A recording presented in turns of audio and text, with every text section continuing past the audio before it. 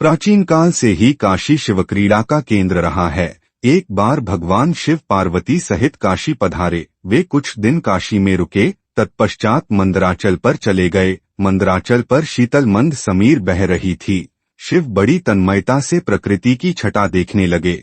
तभी एकाएक पीछे से आकर पार्वती ने परिहास पूर्वक उनके दोनों नेत्र बंद कर दिए।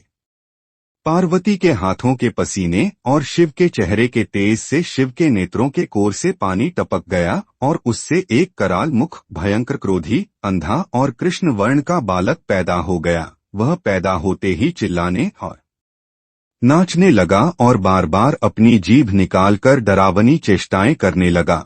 यह देख पार्वती भयभीत हो गईं। उन्होंने शिव से उस विकराल बालक के विषय में पूछा तो शिव ने बताया कि वह उन्हीं का पुत्र है जो नेत्रों से पानी बहकर गिरने के कारण उत्पन्न हो गया है। पार्वती ने उसके पालन पोषण का दायित्व अपनी सखी को सौंप दिया और वह बालक उनकी सखी द्वारा पोषित होने लगा। पार्वती जी ने उसका नाम अंधक रखा।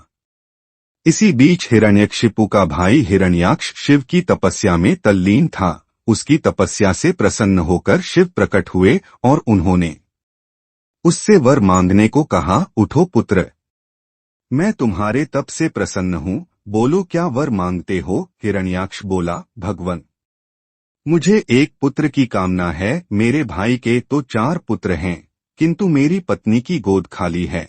कृपया मुझे पुत्र प्राप्ति का वरदान दें। शिव बोले, तुम्हारे भाग्य में पुत्र प्राप्ति का योग नहीं है दैत्यराज, लेकिन मैं तुम्हें अपना पुत्र दे सकता हूँ। वह अंधा है परंतु बहुत बलशाली है।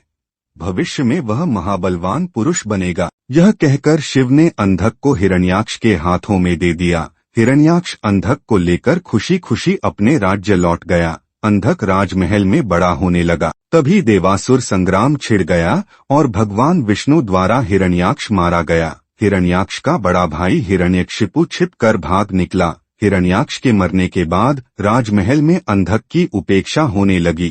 उसके अन्य चचेरे भाई और संगी साथी उसे चिढ़ाने लगे। इससे अंधक दुखी रहने लगा। एक दिन उसके व्यवहार से तंग आकर वह तपस्या करने निकल पड़ा और एक निर्जन वन में पहुंचकर ब्रह्मा जी की साधना में लीन हो गया।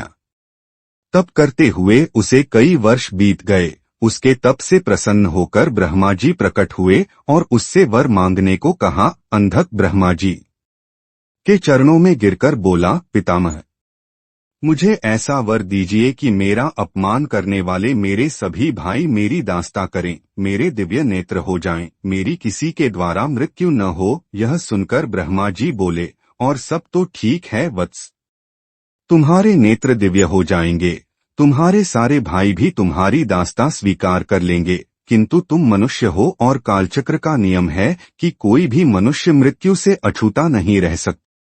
अंधक बोला, तो फिर ऐसा ही वरदान दीजिए कि मेरे शरीर से निकले रक्त की एक एक बूंद से मेरे जैसे पराक्रमी वीर उत्पन्न हो जाएं।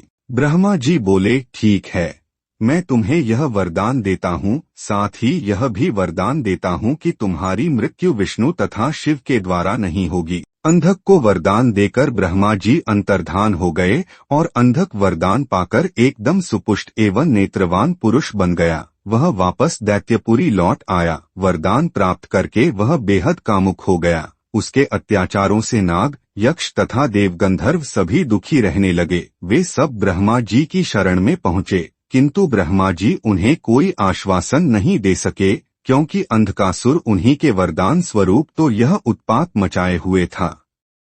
आखिर निराश होकर सब लोग शिव के पास पहुँचे और उन्हें अंधकासुर के अत्याचारों के बारे में अवगत कराया। शिव ने उन्हें आश्वस्त किया। आश्वस्त होकर वे अपने स्थानों को लौट गए। शिव पार्वती मंदराचल पर्वत पर ठहरे हुए थे। तभी एक बार अंधक अपनी सेना के साथ मंदराचल पर पहुंचा।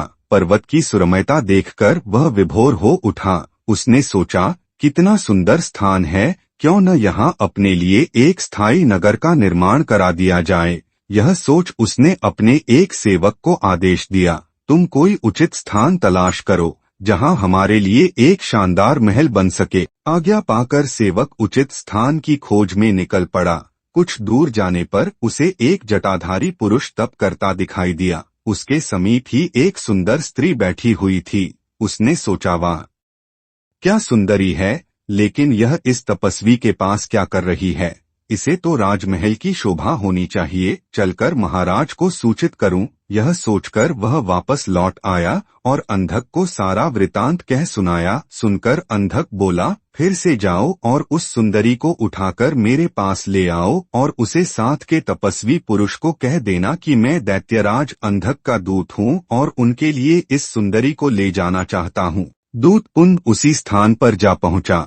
तब तक शिव भजन पूजा से निवृत्त हो चुके थे। उसने अपने स्वामी अंधक का आदेश उन्हें कह सुनाया। सुनकर शिव ने उससे कहा, जाओ अपने महाराज से कह देना से किसी की पत्नी पर कुदृष्टि डालना बहुत ही अनुचित कार्य होता है। यह सुनकर दूत वापस लौट आया। उसने अंधक को शिव द्वारा दिया गया उत्तर सुना दिया। सुनकर अंधक गुस्से से आग बबूला हो उठा। वह अपनी सेना की एक टुकड़ी लेकर शिव पर टूट पड़ा, लेकिन शिव के गण वीरभद्र ने उन्हें मारकर भगा दिया।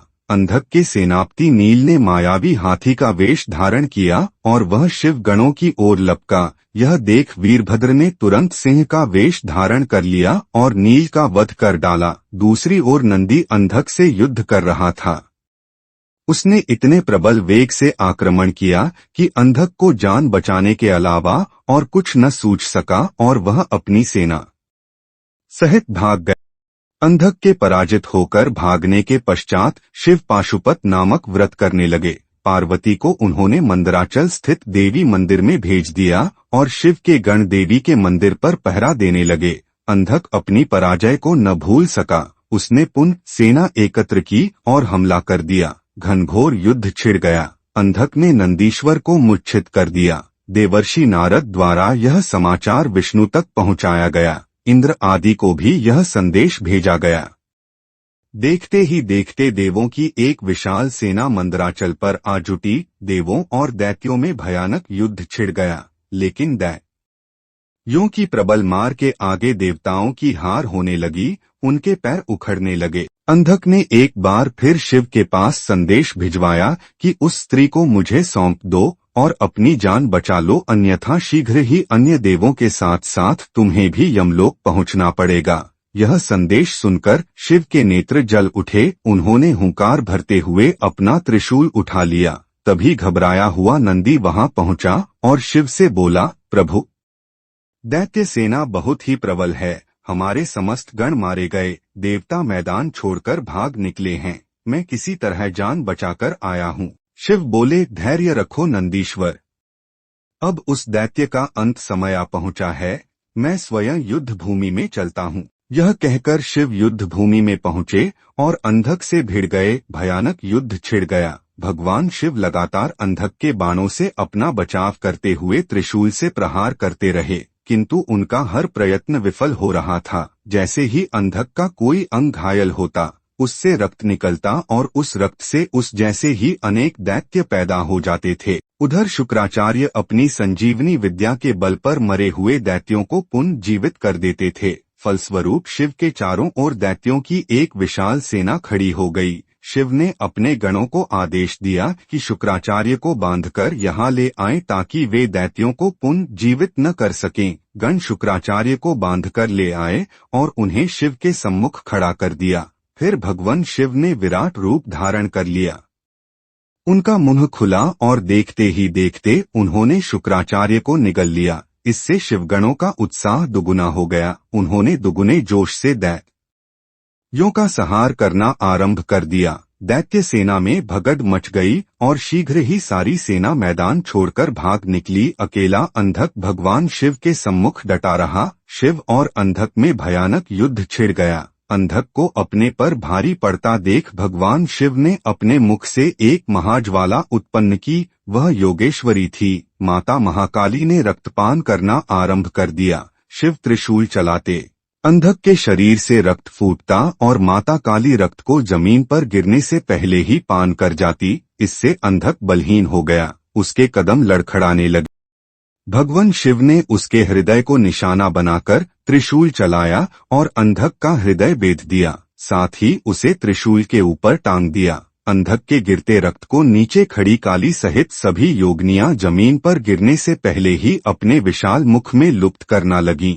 फिर युद्ध शांत हो गया, लेकिन ब्रह्मा जी के वरदान स्वरूप अंधक नहीं मर सका। वह त्रिशूल पर टंगा टंगा ही शिव का जाप करता हुआ अपनी भूल का प्रायश्चित करने लगा।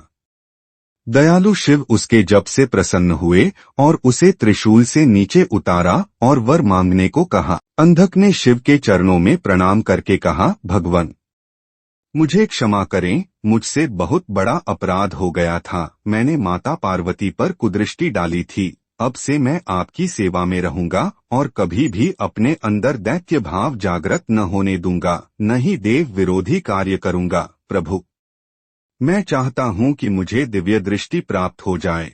आज से मैं हर समय आपकी सेवा में दास की तरह उपस्थित रहूं, मेरे समस्त विकार धुल जाएं। तथास्तु कहकर भगवान शिव अंतर्धान हो गए। त्रिपुरारी रुद्र की कृपा से भूमंडल पर एक बार फिर से धर्म ध्वजा फहराने लगी। एक बार फिर वैदिक धर्म का पालन होने लगा। जगह जगह यज्ञ हवन होने लगे। वातावरण में फिर मंत्र गूंजने लगे।